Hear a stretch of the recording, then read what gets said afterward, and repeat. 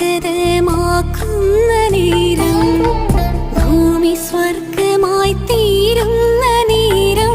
മർത്യനും ദൈവവും ഒന്നായി തീരുന്ന സംഗമവേദിയാകുന്ന നേരം, ഭൂമി സാന്ത്വനം നേടുന്ന നേരം,